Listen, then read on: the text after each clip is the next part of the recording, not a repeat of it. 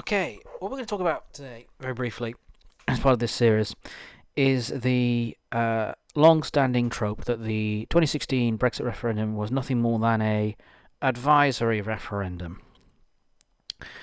This is a multifaceted lie, which I will systematically break apart.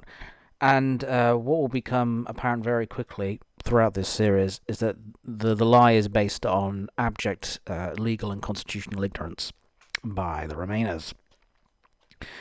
So what they the basic message of the trope is that because the Brexit referendum was supposedly advisory, Parliament was under no obligation to follow it. Therefore, Parliament could have just ignored it, and that would have been fine. Here's where the problems begin.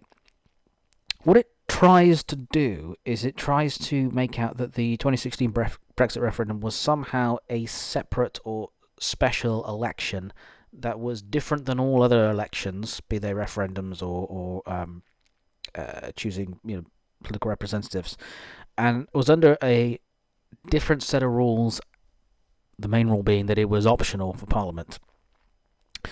The problem with that is that over particularly the latter part of the 20th century, where referendums became fashionable, we've had three major referendums, national referendums, two others other than the 2016 one, and they were the 1975 EEC election, the one that took us into the EU, or retroactively commissioned our membership, and the long-forgotten 2011 alternative vote referendum, which I think nobody showed up for. But we've had something like at least 10 other referendums that were subnational, usually relating to matters of devolved constitutional reform.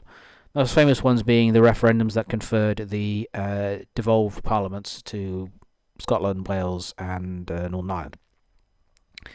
And then, of course, we had the famous Scottish referendum in 2014, where the result was no. From all of these referendums, I think it is fair to say that there is a very clear constitutional convention that Parliament has an obligation to respect the results of referendums. The 2016 Brexit referendum was not advisory because no other referendum before it was advisory. It was an instruction. Parliament gave the people an option to choose, option A and option B, and whatever was chosen would be implemented, just as all other referendums had previously been implemented, more or less without argument. The counter-argument to this, and this is kind of the big counter-argument in relation to the British Constitution, is that Parliament has absolute legislative sovereignty, or in simpler terms, Parliament is sovereign. What that basically means is that Parliament answers to nobody and can do what it likes.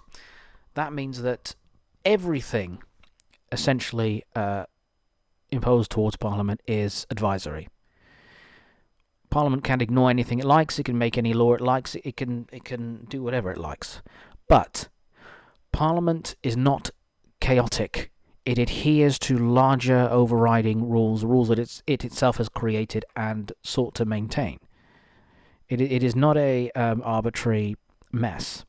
And the constitutional conventions are one of the sources of these stabilising normative rules that Parliament adheres to. And respecting the results of elections is one of them. I mean, you could say, the national election of 2024, that was advisory.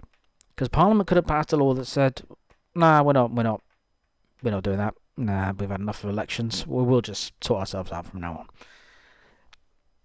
Legally and constitutionally, that's fine. I mean, the act would be legally valid but constitutionally invalid, so that's as Dicey would put it. But in terms of the political reality, it's political suicide. And of course, this is just a talking point that the Remainers borrow from someone without even doing a second of research, a second of reflection on it. And it's an attempt to change the rules of the game after you lost. To say, well, we don't have to respect the referendum because it wasn't really a referendum. It was a special inquisitory vote thingy, whatever.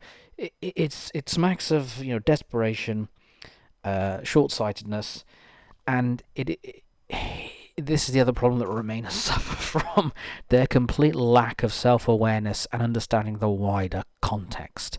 There would be extremely serious political and social problems at an international level if Parliament just started ignoring the results of elections. Even the most crooked bent dictatorships, when they have a sham election, they have a sham adherence to it. So it's not true. The Brexit referendum was not advisory. To be interpreted under the long-standing constitutional conventions, it was expected to be adhered to and respected. Okay, I think that'll do.